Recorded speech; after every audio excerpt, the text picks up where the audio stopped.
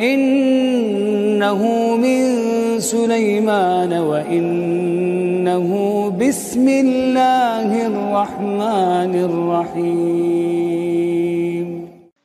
Bismillahirrahmanirrahim. Assalamualaikum warahmatullahi wabarakatuh.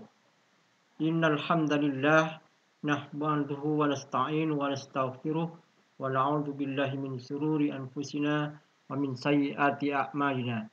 May yahdihillahu fala mudhillalah wa may yudlil fala hadiyalah. Asyhadu an la ilaha illallah wahdahu la syarikalah wa asyhadu anna Muhammadan abduhu wa rasuluhu wa la nabiyya ba'da. Sahabat berkah yang dirahmati Allah, marilah kita senantiasa memanjatkan kehadirat Allah Subhanahu wa taala atas limpahan rahmat, taufik, hidayah dan inayahnya pada kita semua.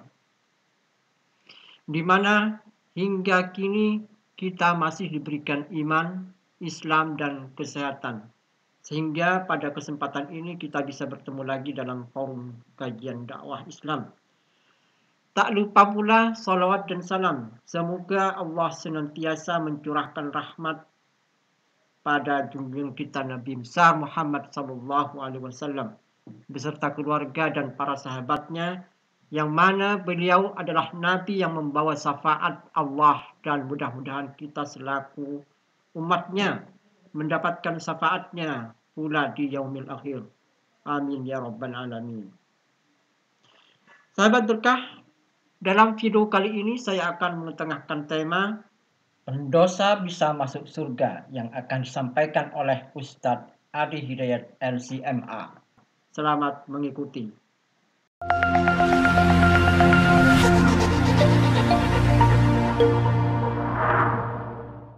Waalaikumsalam warahmatullahi wabarakatuh. Ustadz, saya punya 4 pertanyaan.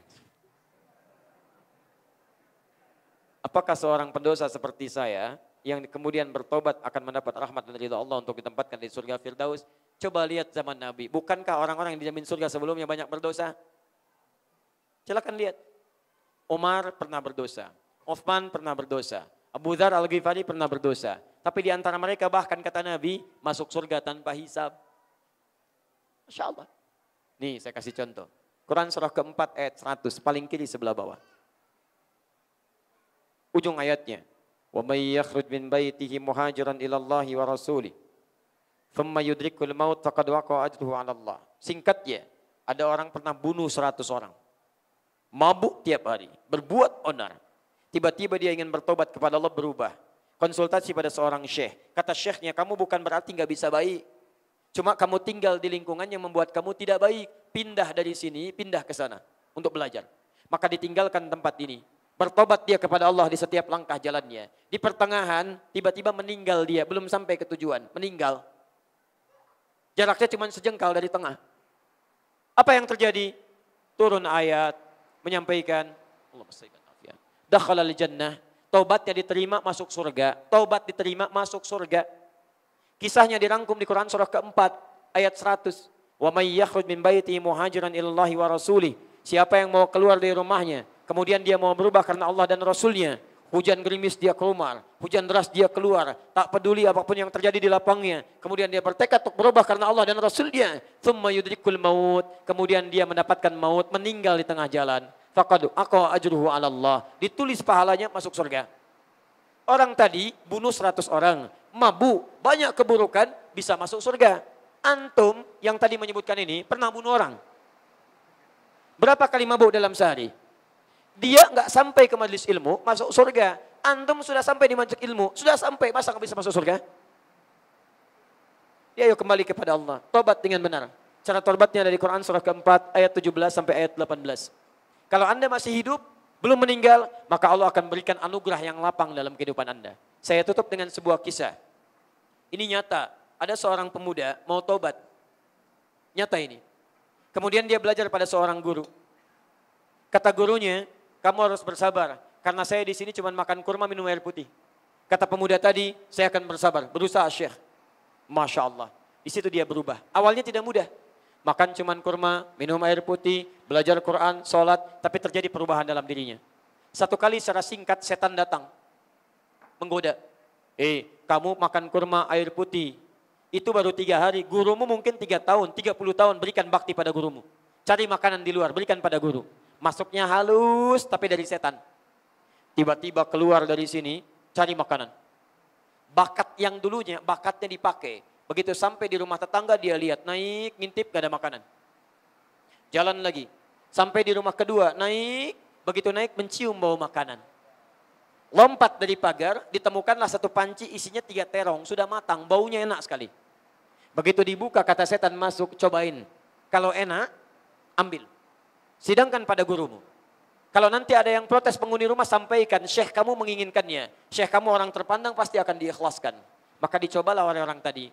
Begitu dicoba, lihat. Perhatikan bagaimana anugerah Allah akan menjaga orang ini. Begitu masuk ke dalam mulutnya, datanglah pertolongan Allah. Itu bukan punya kamu. Haram. Maka ketika datang itu semua namanya burhan. Lihat orang yang mendekat kepada Allah akan dijaga oleh Allah Subhanahu wa taala. Begitu dia sampai kalimat-kalimat tadi langsung dimuntahkan oleh orang ini. Ini sudah fitrah Pak, Bu. Kalau Anda mendekat kepada Allah akan ada bisikan hati ketika Anda berbuat maksiat. Gak percaya begini ya, gak percaya. Ini dalam situasi hujan, nanti Anda pulang dari sini keluar. Coba iseng-iseng pakai sendal orang lain. Pakai aja. Nanti di hati Anda akan ada suara mengatakan, itu bukan punya kamu, tinggalkan. Gak boleh. Kalau Anda sudah mendekat kepada Allah, suara itu akan ada. Tapi kalau Anda jauh dari Allah, suara itu tidak akan ada. Bahkan bisa berubah. Itu bukan punya kamu, bukan, tinggalkan. Punya kamu tuh yang lebih bagus, ambil. Jauh. Maka orang ini, lihat, dijaga oleh Allah, dibuang. Perhatikan, saya belum selesai. Begitu dimuntahkan, dia lari kemudian kembali ke syekhnya ke masjid. Begitu sampai masjid, syekhnya sedang berhadapan dengan seorang perempuan, di luar ada seorang laki-laki sepuh. Begitu melihat si pemuda tadi, kata syekhnya, ya bunai ta'al, nak sini, lihat apa yang terjadi. Kata gurunya, ini ada perempuan, ditinggal suaminya. Sudah habis masa iddahnya. Dia mencari seorang suami yang saleh. Saya akan nikahkan dia dengan kamu. Kamu setuju? Oh, Masya Allah setuju. Padahal saya tanya umum, jawabannya setuju. Masya Allah. Pemuda tadi mengatakan, lihat, Syekh, bagaimana saya bisa menghidupinya? Saya di sini saja numpang. Kata syekhnya, kamu gak usah khawatir. Dia sudah diwarisi oleh suaminya harta yang banyak. Yang ia butuhkan cuma perhatian, kasih sayang dan bimbingan dari suami yang saleh. Kamu setuju? Kata pemuda ini, baiklah kalau begitu saya setuju. Maka dipanggillah laki-laki yang sepuh tadi, ternyata itu bapaknya. Dinikahkanlah seketika. Singkatnya, pulanglah pemuda ini dengan perempuan tadi plus bapaknya. Lewat. Begitu pulang lewat rumah pertama yang tadi naik cari makanan. Segera dipercepat jalannya. Ternyata bukan rumah si perempuan tadi. Jalan. Begitu lewat rumah ini yang tadi ada terong, mau lebih cepat lagi. Ternyata ketika akan mendahului istrinya, dipegang tangannya oleh istrinya. Zauji hadza baitina. Suamiku sayang, ini rumah kita. Masya Allah. Masuklah ke rumah yang ada terongnya tadi.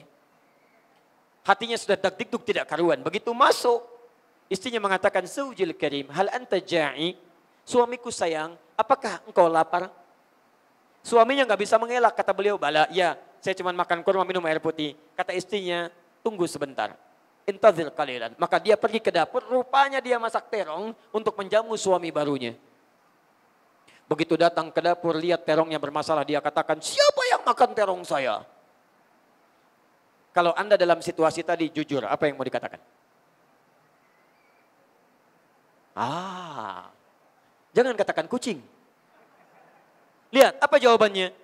Karena iman sudah melekat pada dirinya, dia sudah mau berubah, maka Allah menjaga lisannya. Dia ceritakan, Zaujil karim, istriku sayang, tadi kejadiannya begini.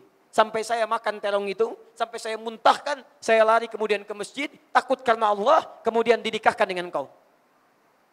Apa kata istrinya? Perhatikan, kalau jawaban seorang istri seperti perempuan ini, damai kehidupan dunia.